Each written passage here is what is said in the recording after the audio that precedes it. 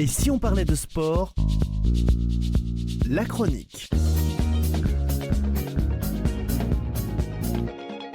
Et si le football racontait la plus grande histoire du sport mondial ? Aujourd'hui, et si on parlait de sport, vous invite à embarquer pour un voyage exceptionnel au cœur de la Coupe du Monde de football avec une série inédite de 22 chroniques consacrées à la plus prestigieuse des compétitions. Des exploits qui ont fait vibrer la planète, des matchs devenus légendaires, des champions entrés dans l'histoire et des émotions gravées à jamais dans la mémoire de supporters. De l'Uruguay en 1930 jusqu'au Mondial 2026, nous allons parcourir ensemble près d'un siècle d'histoire du football mondial. Une aventure proposée par Et si on parlait de sport avec le soutien de la Ligue de football d'Occitanie et de ses 12 districts que nous remercions pour leur confiance et leur engagement à nos côtés. À chaque chronique, un invité passionné nous accompagnera pour revivre les moments forts, les anecdotes et les grandes pages qui ont façonné la légende de la Coupe du Monde. Alors préparez-vous à remonter le temps, à revivre les plus grands moments de football mondial. Et si on parlait de sport, spéciale Coupe du Monde de football, c'est maintenant. 1990, l'Allemagne prend sa revanche. Maradona résiste. Aujourd'hui, direction l'Italie pour revivre la 14e Coupe du Monde, organisée du 8 juin au 8 juillet 1990. 4 ans après le sacre de l'Argentine de Diego Maradona au Mexique, le football revient sur les terres italiennes, 56 ans après l'édition de 1934. Ce mondialé devait être une immense fête, des stades flambant neufs, des joueurs exceptionnels, des nations historiques, et pourtant, cette Coupe du Monde restera comme l'une des plus défensives de l'histoire. Mais derrière cette réputation parfois sévère se cachent aussi de très belles histoires, entre autres l'explosion de Salvatore Schillaci, l'incroyable parcours du Cameroun, on se souvient de Roger Mila, les larmes de Maradona à Naples, le retour au sommet de la République fédérale d'Allemagne à l'époque, la RFA, et malheureusement l'absence remarquée de l'équipe de France. Pour nous accompagner, nous recevons aujourd'hui Raphaël Carus, ancien président du district de football du Tarn et un passionné de football. Bonjour Raphaël. Oui, bonjour. Merci d'être avec nous en tout cas pour cette chronique et que tu nous racontes un peu aussi toi comment tu as vécu à l'époque cette Coupe du Monde. On va débuter par la première question. L'Italie est une véritable terre de football, mais dis-moi pourquoi cette Coupe du Monde était-elle si attendue par les Italiens ? Ah ben, tu vois, c'est parce que l'Italie représentait à ce moment-là tout simplement l'un des centres du football mondial. La Serie A de club était alors le championnat le plus prestigieux de la planète, si on peut dire.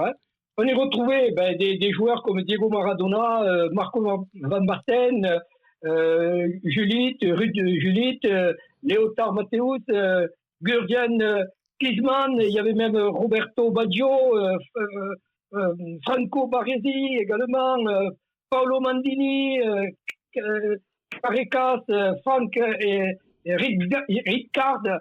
Voilà, jamais un championnat national n'avait réuni autant de ballons d'or et de stars de niveau international. Voilà, donc pour accueillir la mondiale, l'Italie investit bien sûr fortement, et elle avait renouvelé un peu dans les 12 villes. Il y avait Rome, il y avait Milan, autant que je me souviens, Turin, Naples, également Gênes, Bari, Vérone, Cagliari, Palerme. Cagliari, c'est la région où je suis né, voilà, puisque je suis né en Sardaigne. Et Naples, Florence, Boulogne, voilà, et Palerme, voilà. C'était vraiment des enceintes qui ont été reconstruites, refaites pour cette compétition du mondial, quoi. Le pays, il voulait montrer au monde son savoir-faire et surtout son amour pour le football, quoi. Et pourtant, lorsqu'on parle de cette Italia 90, beaucoup de gens parlent d'une Coupe du Monde fermée. Pourquoi c'est cette impression ? Et pourquoi ? Je ne saurais pas trop te dire, mais parce que je pense que les équipes privilégient avant tout le résultat. Les chiffres, si on regarde bien, les chiffres parlent d'eux-mêmes. Seulement dans cette Coupe du Monde, 115 buts sont inscrits sur 52 matchs, c'est quand même phénoménal. Soit l'une des plus faibles moyennes de l'histoire de la compétition, si on regarde le passé. Voilà, donc à ce moment-là, ben oui. Et puis les défenses dominaient, les gardiens également, ils avaient de très bons gardiens de but. Les entraîneurs privilégiaient sûrement le marquage individuel à ce moment-là, et les blocs étaient plus compacts et les contre-attaques, voilà. Les rencontres, je pense, elles se décantent souvent très tard. cette édition poussera même la FIFA à modifier certaines règles après le tournoi. Parmi elles, il y avait, autant que je me souvienne, l'interdiction pour le gardien de prendre le ballon. Il ne pouvait pas ramasser le ballon de la main sur une passe volontaire d'un coéquipier. Ça a été modifié ça, dans les années qui ont suivi la Coupe du Monde. Après, il y avait également une volonté de favoriser l'avantage du jeu offensif. Voilà, donc c'était ça, quoi. Cette période-là, c'était comme ça. Une petite question à part, est-ce que c'est la faute des Italiens? Parce qu'on a toujours dit que les Italiens avaient un côté de jeu très défensif. Toi qui es un peu d'origine italienne, est-ce que cette critique-là, tu la reçois? Ah ben oui, hein, c'était un peu ça. Ça jouait, l'Italie jouait avec des défenses. Hein. Voilà, il y avait des murs infranchissables, qu'on disait. Hein. Voilà, donc ça jouait comme ça, quoi. Hein. Alors, ouais, on s'est un peu l'impression qu'on avait tous quand même. S'il y a une équipe quand même qui a marqué cette Coupe du Monde et qui a peut-être fait changer la réflexion, au-delà bien sûr des favoris dits traditionnels, c'est le Cameroun. À toi qui as suivi ça, j'imagine. Pourquoi tu penses que ce parcours est considéré comme historique pour le Cameroun? Le Cameroun, c'était un peu le monde africain, enfin le football africain qui rentrait en jeu là. À cette époque-là, autant que je me souvienne, avant 90, les sélections africaines participaient aux Coupes du Monde, mais n'avaient aucun machin. Voilà, on voyait très bien qu'ils étaient là, mais après il y a eu quand même un développement du football dans ce pays-là, hein. Et le Cameroun, il arrive vraiment avec un véritable statut international, et pourtant il bat quand même l'Argentine, championne du monde, lors du match d'ouverture quand même. Hein. Ouais, c'était exceptionnel ça. Ouais, oui, c'était exceptionnel quand même. Hein.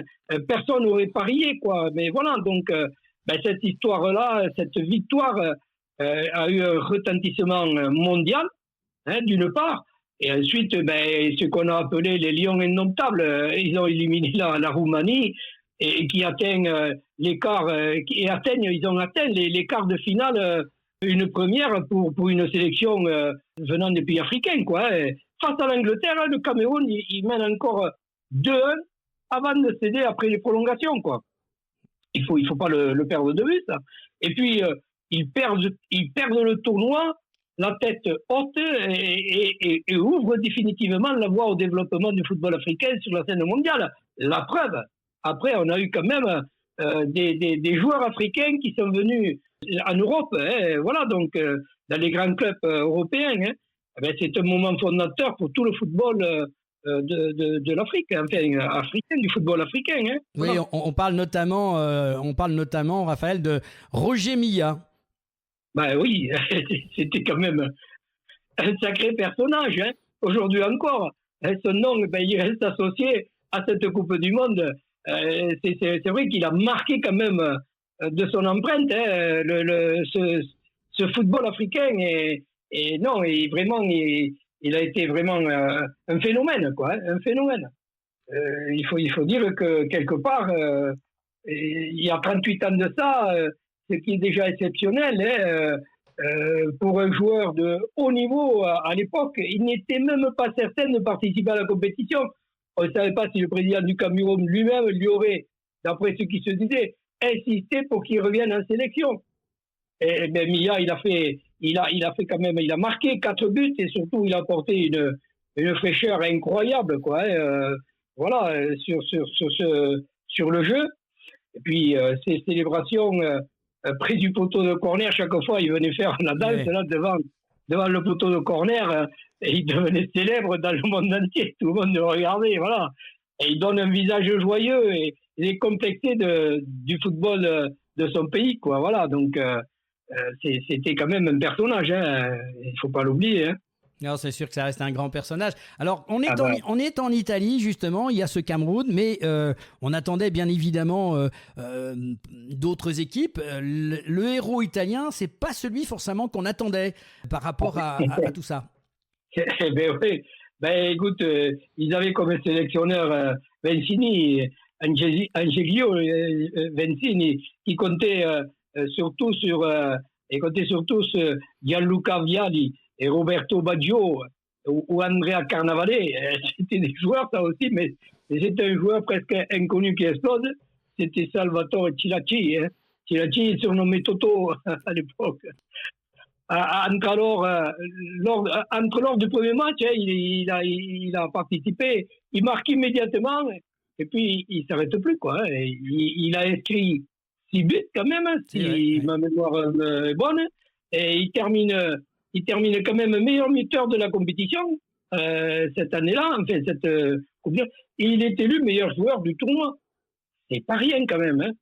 Toute l'Italie était à le regarder, tomber amoureuse de cet attaquant sicilien devenu héros national. Personne, il n'était pas connu. Personne ne le connaissait, ce garçon. Tout à fait. Voilà.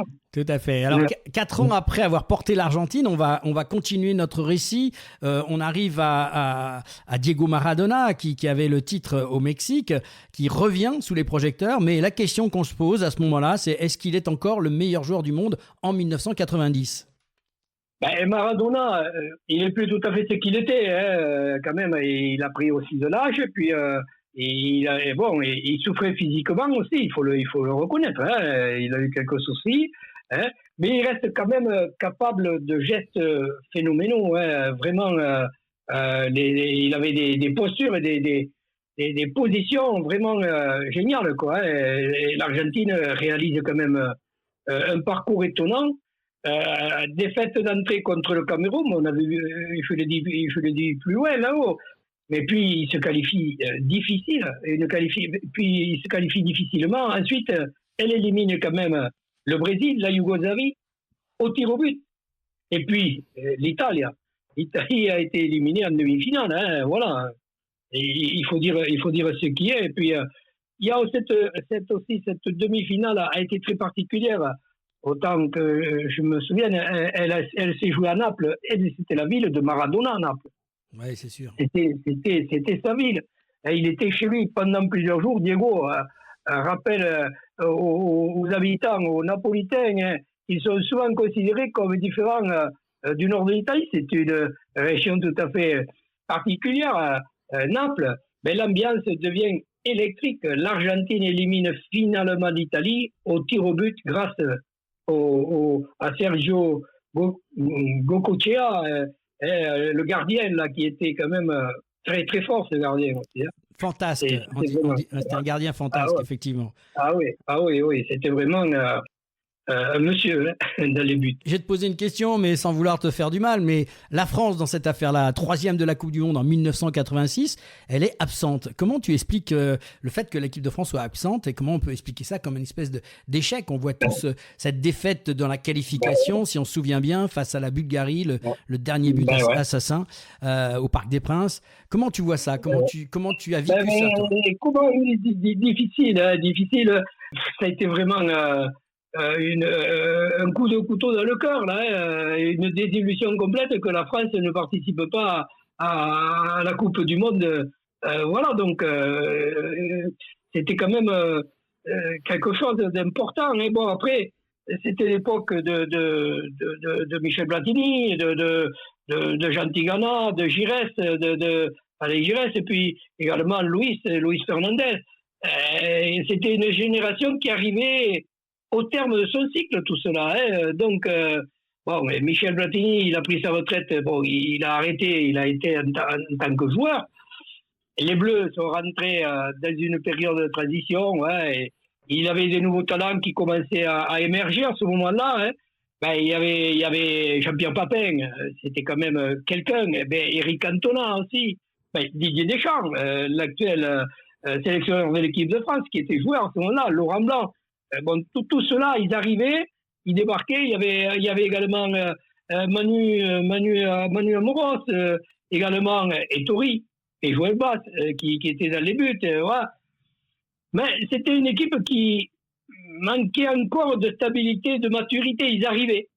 Il y a les autres qui étaient partants et eux, ils arrivaient. Donc, il fallait quand même qu'ils s'y fassent à former cette équipe, quoi. Et voilà, donc... Et puis, les éliminatoires, ils ont été catastrophiques. Le tournant intervient juste dès le deuxième match, après un nul contre à Chypre, là-bas. qui a vraiment, on s'attendait pas à ça et qui a coûté cher quand même. Hein. Dans le groupe, il y avait il y avait la Yougoslavie, il y avait l'Écosse. Les Bleus ils terminent seulement troisième, quoi. Et voilà, donc la Yougoslavie s'est qualifiée directement devant l'Écosse. Voilà, donc la France, elle manque dans la Coupe du Monde pour la première fois depuis pas mal d'années, je crois. Si ma mémoire ne me fait pas défaut, c'était dans les années 72, 74. Voilà. C'était un échec. Ça marque véritablement. C'était la fin de la génération de Michel Platini. Hein. Voilà. Ça va servir aussi de point de départ pour une profonde reconstruction.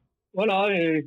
Et quelques années plus tard, c'est sous la direction de Michel Platini, puis d'Aimé Jacquet, qui ont pris en main tout ça et qui émergera la génération exceptionnelle avec De Sailly, Blanc, Deschamps, Djorkaeff, Zidane, Thuram, Lizarazu. C'était une équipe qui deviendra championne du monde en 98. Voilà, donc ils ont mis le temps et ils sont arrivés quand même pour la première étoile en 98. Et oui, et donc on va laisser de côté notre équipe de France et se reconcentrer sur ce qui se passait en 90 sur l'Italie avec cette finale le 8 juillet 1990 à Rome. L'Allemagne et l'Argentine se retrouvent pour la deuxième finale consécutive. Quel est l'état d'esprit des deux équipes avant le coup d'envoi? Est-ce que tu te remets dans cet esprit-là de l'époque? Oui, effectivement. C'était quand même deux grandes équipes qui se rencontraient. Ils arrivent enfin avec très confiants de pouvoir disputer cette finale. Et puis depuis le début du tournoi, ils pratiquent sans doute le football le plus entier de la compétition. Hein. Ils ont battu les Pays-Bas, les Tchèques, l'Angleterre. L'équipe est mature, équilibrée et très expérimentée. Voilà, donc face à l'Argentine et devant davantage dans la résistance, mais ça a été dur quand même. Elle a souffert pendant tout le tournoi, mais a trouvé les ressources quand même pour arriver les ressources mentales pour arriver à atteindre la finale. Mais c'était quand même compliqué. Hein. C'était compliqué. Hein. Ouais, ce qu'on disait, c'est que c'était pas un grand spectacle cette finale. Non. De se souvenir, c'est vrai que ça a été dur. Et pourtant, c'était pas l'Italie en finale. Le jeu était fermé. Il paraît que c'était un peu Bon, il y avait un enjeu énorme. Mais qu'est-ce que tu peux nous dire un petit peu plus sur cette finale? C'était pas, il faut le dire, c'était pas un grand spectacle. C'était une rencontre qui était fermée, quoi. Voilà, c'est pas l'enjeu. Les joueurs, ils sentaient que l'enjeu était énorme. Les défenses, elles ont pris le dessus. Les Argentins cherchent surtout à bloquer les Allemands. On sent quand même qu'il y avait une forte tension permanente sur le terrain dans tous les actions de jeu, quoi. Ça se voyait, quoi. Ça se voyait. Hein. C'était pas un joli match, quoi. Il faut le dire. Hein. Mais bon, c'était comme ça. Hein. Et puis, effectivement, il y a cette action décisive à 5 minutes de la fin du match. Voilà, il se passe quelque chose. Oui, Rudi Voller qui entre dans la surface et qui obtient, l'arbitre siffle un penalty. C'est une décision qui est restée discutée.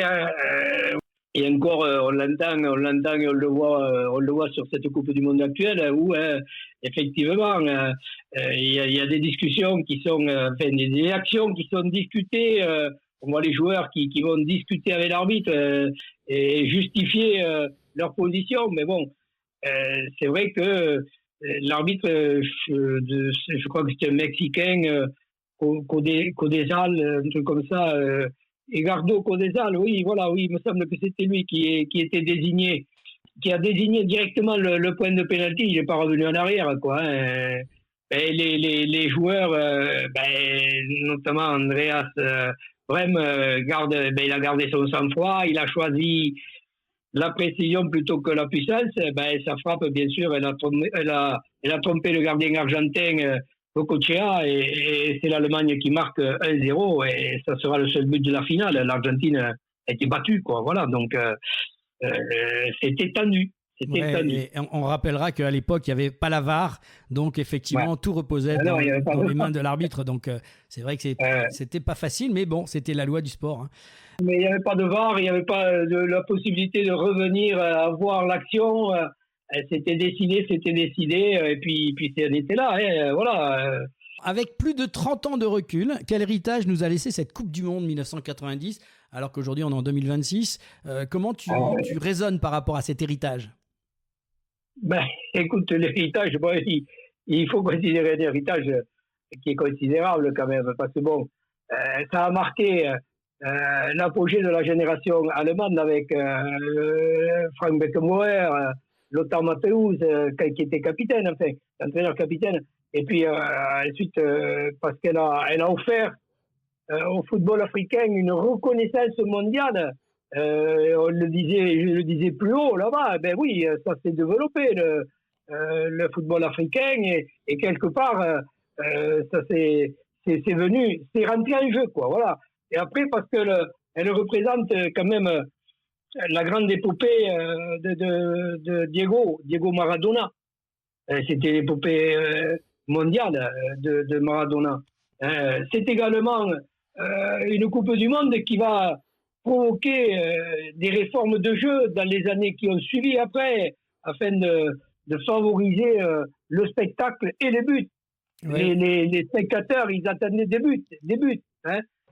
Et moi, je pense que 90 restera comme une édition tout à fait à part, hein, une compétition qui a été marquée par les gardiens. Il y avait de fabuleux gardiens hein, d'un côté comme de l'autre. Hein. Les défenses également. Et les émotions du Cameroun, Roger Milla, il était hein, sur ce truc-là, et il a quand même, voilà, ça marque. Et finalement, le sacre de l'Allemagne de l'Ouest, grâce au penalty de Andreas Brem, et puis face à l'Argentine et de Diego Maradona, c'était une revanche 4 ans après la finale de Mexico. Hein. Elle a refermé cette histoire, ce chapitre du football, de l'histoire du football, et ouvre celui des années 90, quoi. Voilà, donc c'est ce que j'en retire, quoi, hein, moi, de ce que je me souviens. Merci beaucoup, Raphaël. Alors, quelques mots sur Raphaël pour nos auditeurs. Aujourd'hui, tu as eu un passé dans le football. Est-ce que tu peux nous dire en quelques mots un peu qui est Raphaël Carus ? Écoute, Raphaël Carus, il a arrêté de jouer au foot assez jeune suite à un grave accident, hein, avec fracture des apophyses transverses et le quatrième pincement de la moelle épinière. Je ne pouvais plus jouer, quoi. Hein, voilà, donc, je me suis consacré aussi. Quand j'ai eu la famille avec les enfants, qui m'ont demandé, on pourrait jouer au foot, papa. J'ai dit oui, je sais pas, il y a peut-être pas d'école de foot ici, donc voilà, j'ai participé avec d'autres dirigeants du club à mettre en place l'école de foot et je me suis investi et petit à petit, de l'arbitrage. J'ai été arbitre interrégional, voilà, donc et après président de commission au niveau du district du Tarn. J'étais président de la commission d'arbitrage et j'ai grimpé comme ça, j'ai suivi et jusqu'à me retrouver président du district du Tarn en 2004, et j'ai arrêté en 2024, 20 ans après, mais je suis toujours investi, j'essaie d'amener mes petites compétences et d'aide pour développer avec les clubs. Je suis dirigeant dans le club de Saint-Sulpice-la-Pointe. Voilà, et puis le football m'a toujours marqué. Voilà. Depuis, c'est lui qui m'a permis, je le dis, je ne le cache pas, de mettre le pied dans le monde du travail. J'avais vu mon président de club qui était directeur de McDouglas à l'époque. Et je dis, président, si vous me prenez pas dans votre usine, dans votre j'ai dit je vais arrêter de jouer, hein. Donc il m'a pris comme apprenti, quoi. Voilà un peu ma vie de footballeur, et c'est pour ça que je donne encore pour le football, et c'est avec grand plaisir que je le fais. En tout cas, on sent cette passion qui t'habite et merci aussi d'avoir accepté ce témoignage pour raconter cette belle histoire pour tous ces jeunes qui ne savent pas forcément ce qui s'est passé ces années-là. C'était aussi des belles années de football, faut pas l'oublier. En tout cas, merci en tout cas de nous avoir passionnés, de nous avoir raconté avec ton expertise à toi. On va se retrouver donc dans notre prochaine chronique. On prendra la direction maintenant des États-Unis pour la Coupe du Monde 1994, une édition qui est marquée par des records d'affluence, la naissance du football spectacle à l'américaine et une finale historique qui se jouera pour la première fois au tir au but. À très bientôt pour un voyage dans la grande histoire de la Coupe du Monde de football. Et d'ici là, prenez soin de vous et comme toujours, et si on parlait de sport? Allez, merci à toi, Tardy. Parlons du sport, c'est le mieux.